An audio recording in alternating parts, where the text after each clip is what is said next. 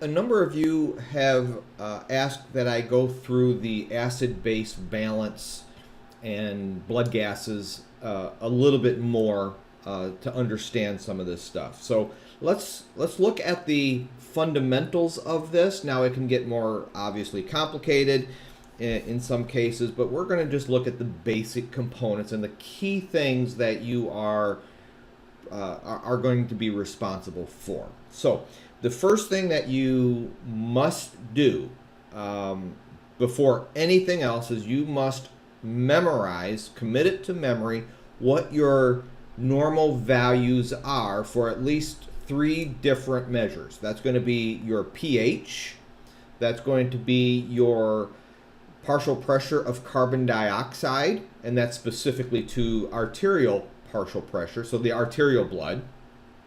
And then you have to know what the bicarbonate values are. So let's write these down first. pH, if I can get my pen here to work.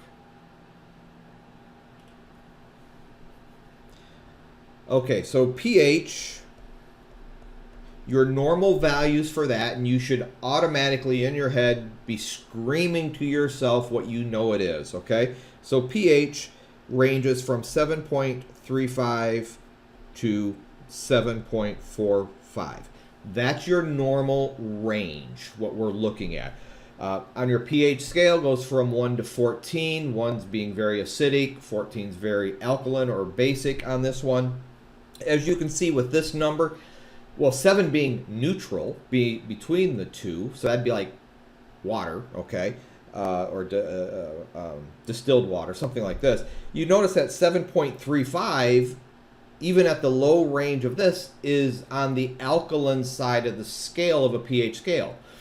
But we're not looking at that. So our pH runs from 7.35 to 7.45, so anything below 7.35 would be considered acidic, even though it's on the minor alkaline side, but it's acidic blood to what the normal range is, okay?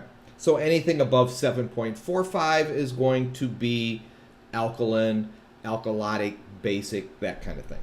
The second thing that you need to know is your partial pressure of carbon dioxide. So the A, just remember that's arterial blood. And I'm not going to try to trick anybody on this one. I can imagine some people out there will put venous blood. Well, it's not going to be venous blood. You want arterial blood. So the partial pressure of carbon dioxide on this one, very simple. Just follow the pH, okay? Here, 35 to 45. So if you look on this, those look the same. Okay, so that's an easy one to remember. If you remember the pH, just drop the 7 and you've got the partial pressure of carbon dioxide. So that's a pretty simple one to jump on to for this case. Let me get rid of those arrows. We don't need those. Oops, 7.45. Let me bring that back. Okay, so those are 2 things that you need to know. And the third one is your bicarbonate. Notice I am not putting the value associated with this. I'm not concerned about it, although this would be millimeters of mercury, okay? And then the bicarbonate is milli equivalents per liter. That's just other things. So HCO3, okay, so that's going to be bicarbonate ions, okay? And that is going to be 22 to 26. And if you wanted that one, that is milli equivalent, what is it, EQ? EQ, yeah, equivalents per liter. And again, I'm not concerned. I'm not going to play any tricks on you trying to mess with these values. Know the numbers, okay? 7.35 to 7.45. PCO2, 35 to 45. Bicarb, 22 to 26. Know that in your memory. If you do not have that on a test or something else, pack your bags, because you're guessing at that point. So those are the key things. So once we have this dealt with, what is the next step that we need to do? Let me just move this over. There are 3 primary steps that you're going to look at when you determine acid-base balance, or what the condition is. Step one, okay, so let me just draw a line here. Step one, and if you follow these steps, go step by step, with rare exceptions, you're not going to make any significant issues with this. Step one, determine if acidosis or alkalosis. Okay, so for this one, you are looking at the pH. So remember, pH is 7.35 to 7.45. So if on your lab report, so some lab tech came in, drew some arterial blood, usually from the wrist, something like this, and they pull that blood out, and it comes back on a lab report, and you're looking at it, and you see a value. Now, there's going to be normal values there, so that will help. But if that value on the lab report is below, so if it's below 7.35, you're looking at the condition is acidotic.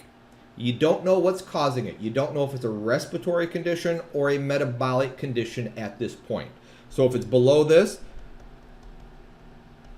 it's acidotic, okay? If it's above this, okay, it's going to be basic or alkaline or alkalosis. So this would be acidosis, this would be alkalosis. That's the term they're using. This is acidotic or acidosis, okay? So that's step one on here, okay? So step one.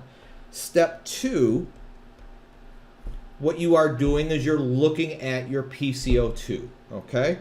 So you look at PCO2, okay? Now, here's the first step that you're looking at. And remember this acronym. Let me bring this down. Remember the acronym on here. Okay? ROME. Respiratory opposite. Okay? And these will make sense. I'll explain it. Then you're looking at metabolic equal. Think of equal as same. Okay? So when we're looking at this, what do I mean by metabolic and opposite? So when you're trying to determine, is this respiratory or is this metabolic? If it's respiratory and you're comparing the acidosis or the pH, okay? So if your pH, how can I say this? If your pH is low, let me do this. If pH is low, okay, what am I referring to? It's going to be lower than 7.35, so it's going to be acidotic, okay? So if pH is low, your acidosis. If pH is high, you're going to be alkalosis.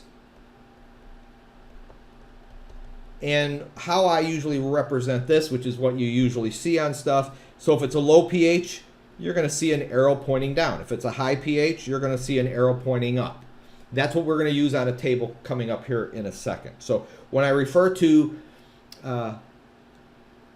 different directions of movement, so if we have a low pH, we know the condition to be acidotic. So you have an acidosis condition.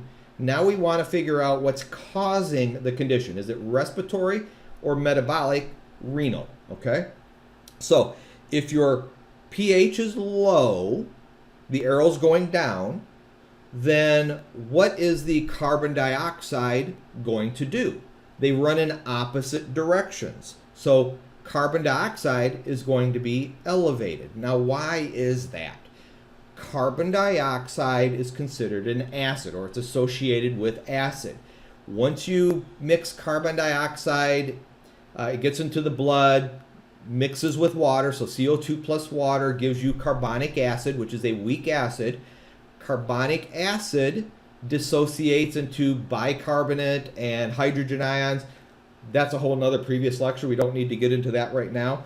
Just remember, if you have an elevated CO2, arterial CO2, that means your blood is more acidic. So if you are looking at this, so low pH, so the arrow's pointing down, you're going to have high PCO2, that arrow's going up.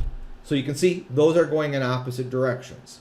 So in this case, if you have a low pH and a high above normal or above the normal values, high partial pressure of CO2, you have respiratory acidosis because they're going in opposite directions.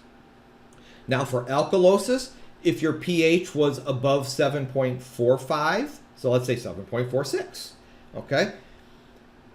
The CO2, which direction is that going to be? Are you going to be normal, above normal, or below normal?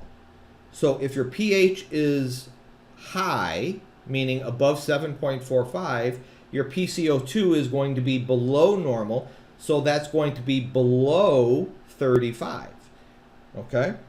I hope that makes sense on this. We'll go through a table here to kind of show that as well.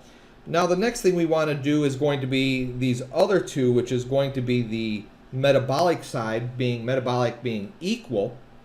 When we look at this, is the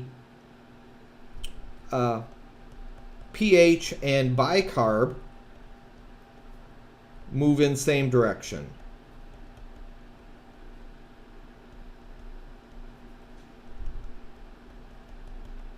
Okay, so that's what we're looking at. So on this one, if we have an acidosis, so our pH is below 7.35, okay? But let's say our carbon dioxide is normal. Let's say carbon dioxide's, well, it ranges from 35 to 45, so let's say carbon dioxide is 40, all right? So if we have an acidosis, pH of below 7.35, CO2 of being normal, and bicarb is also low, okay? So if our pH is low, I think that's where I started, or I don't know if I went alkalosis on this one, but if our pH is low, acidotic, and our bicarbonate is below 22, they're moving in the same direction, then we are looking at a metabolic acidosis. Now if the pH was high and your bicarb is above normal, then we have a metabolic alkalosis. Okay, so that's the basic format. Now the next thing that you want to look at is the condition being compensated. Okay, think of when I say the word compensated, is your body trying to correct it? Now recall that your respiratory system is a fast acting system that tries to compensate. Within 1 to 3 minutes or so, your respiratory, your breathing pattern tries to accommodate what's going on in your body, okay? So if you are becoming acidotic, metabolic acidosis, your lungs are saying, okay, we're going to have a buildup of the carbon dioxide. We're going to have a buildup of the acid, so let's blow off carbon dioxide. Let's blow off the acid to then lower, or well, to raise the pH, bring it back to normal. So if it was acidotic, we want to increase the pH by blowing off the carbon dioxide. Okay, I hope that makes a little bit of sense.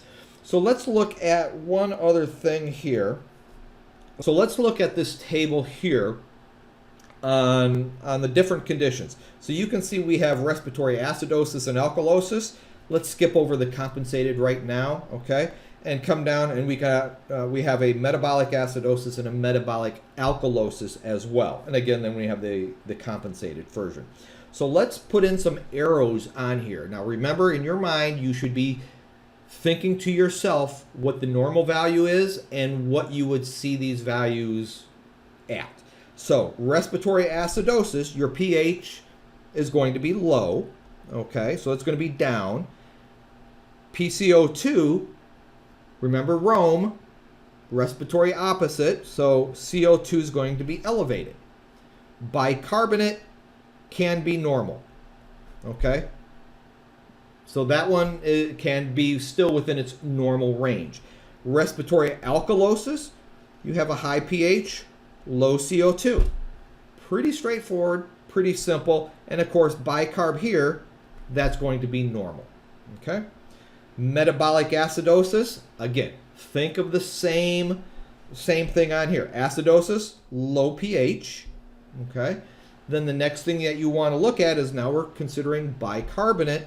Bicarbonate is going to move in the same direction, so bicarbonate is going to be also low. Alkalosis, pH is high, bicarbonate is high.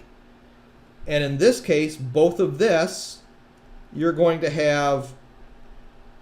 can't have normal partial pressure of carbon dioxide. Now, these are uncompensated conditions. Now, when you're looking at story problems on this, especially for your nursing boards or within the nursing classes, they're going to give you a history. They're going to tell you the person's been hyperventilating. They've had this for 3 days.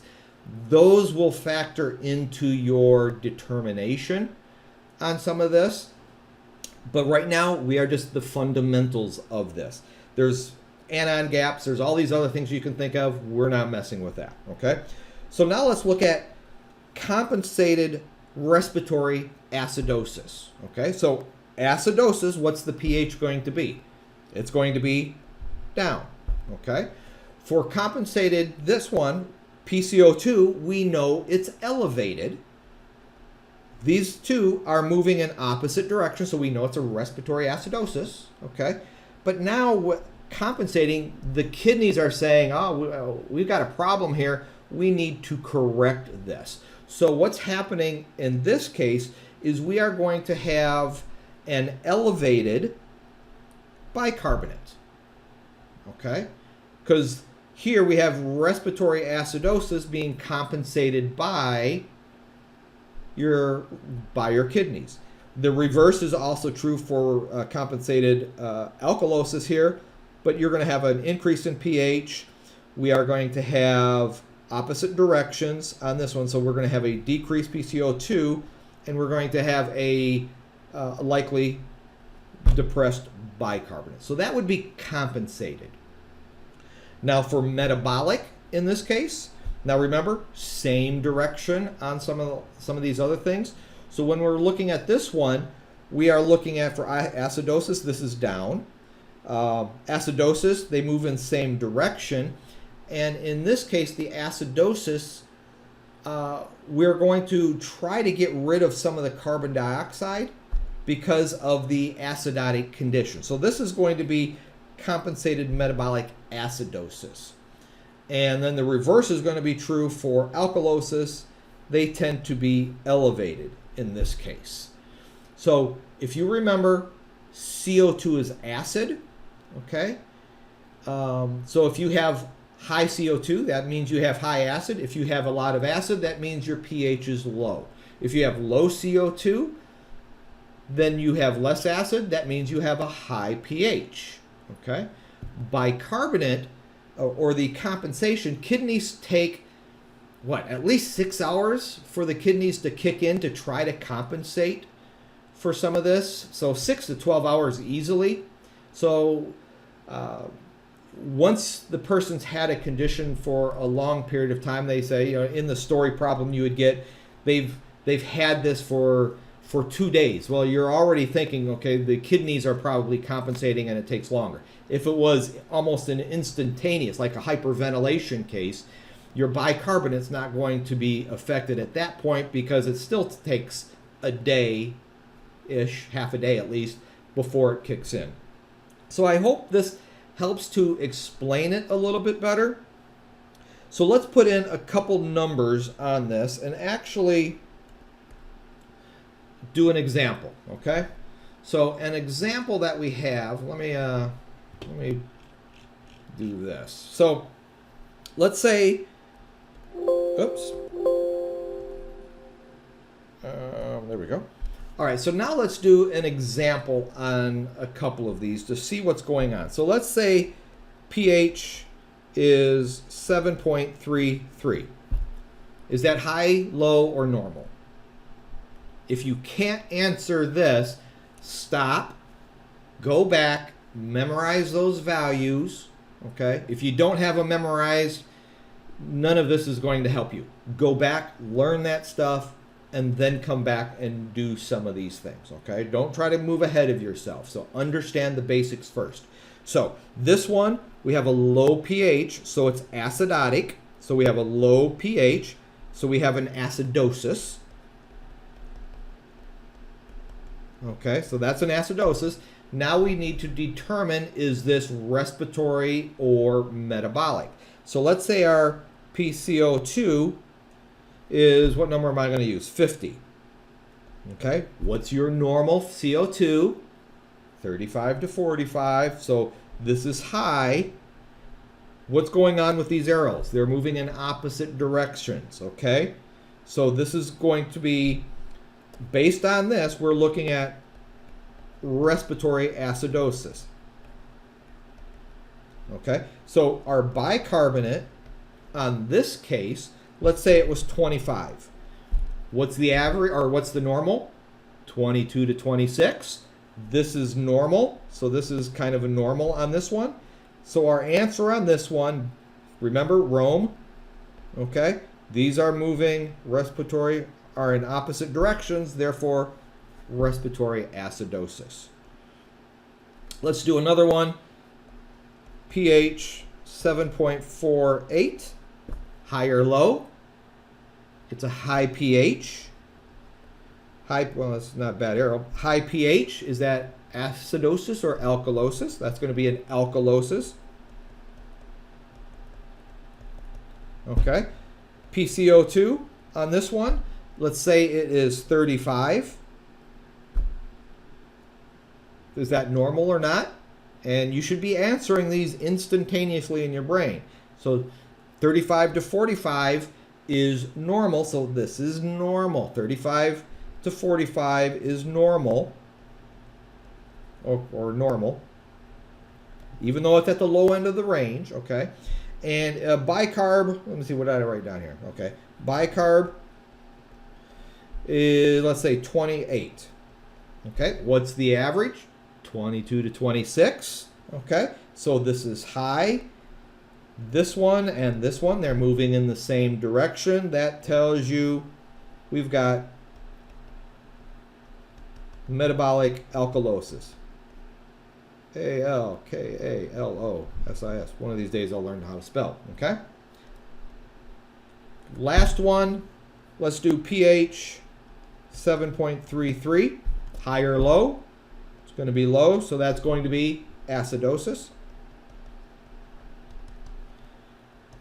PCO2 on this one is, let's say, 30, high or low or normal.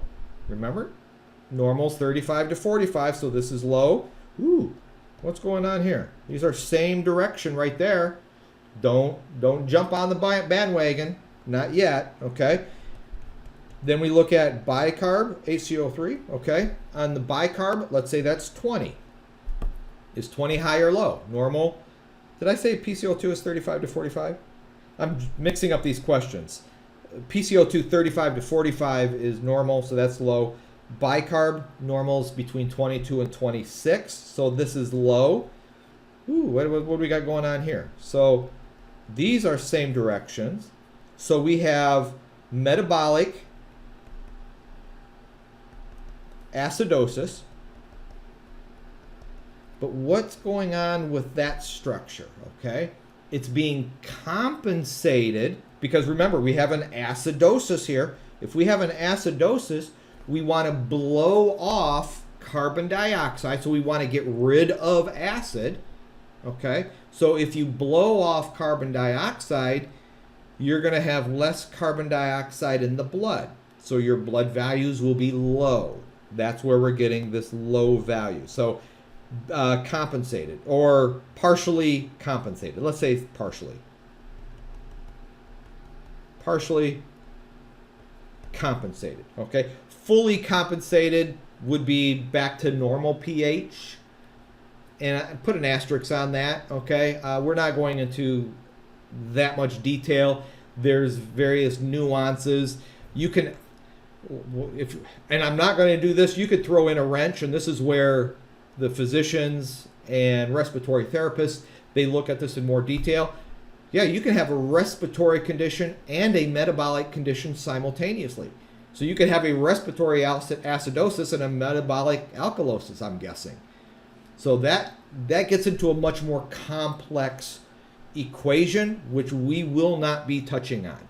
Okay, if you're going to go to med school, yes, you're going to be looking at that. Respiratory therapy, probably, I'm not positive. Okay, nursing, you need the fundamentals. Okay, on some of these things.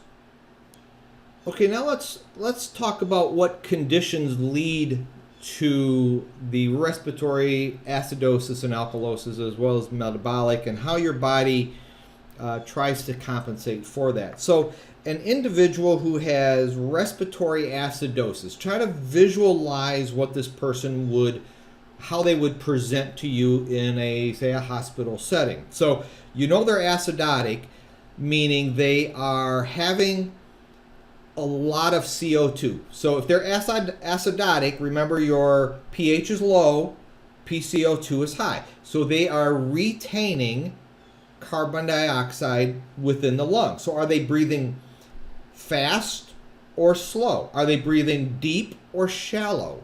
Okay, so if they retain carbon dioxide, that's going to be a person who is going to be accumulating the CO2 in their body, so it's going to be a shallow, slow breathing. They're not blowing off the carbon dioxide. And if we were to look at, so for some of the conditions, you're going to have respiratory conditions, pneumonia, emphysema, COPD, where they can't blow it off, okay? Now for respiratory alkalosis, those are the individuals that are blowing off too much CO2.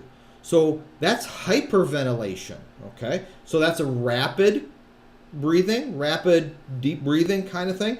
Those are the ones that you're going to associate with somebody who has pain, a panic attack, somebody who has their hyperventilation on these different stress, that can cause that rapid breathing as well.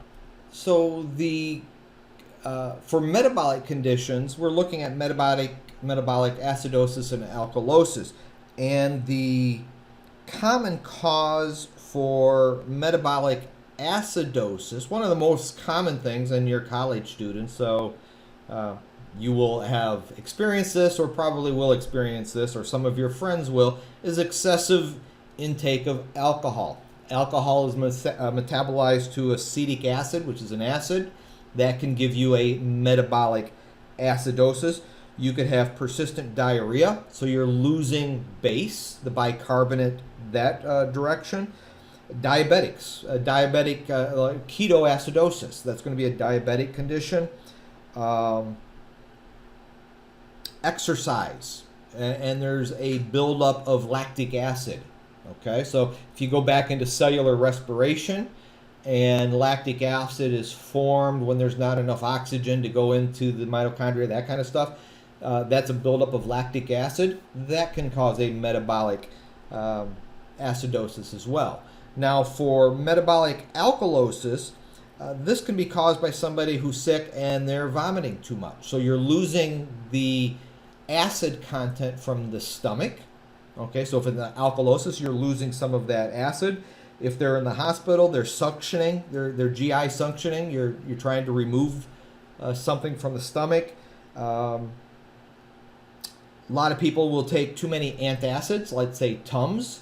That can cause this issue. So you're just messing with the acid-base balances on those. So when you're looking at these conditions, try to visualize what is happening on this case. Are you retaining carbon dioxide, or are you blowing off carbon dioxide? Are you losing acid through your GI system, or are you retaining it or doing something along that? So kind of picture what those patients are going to present as.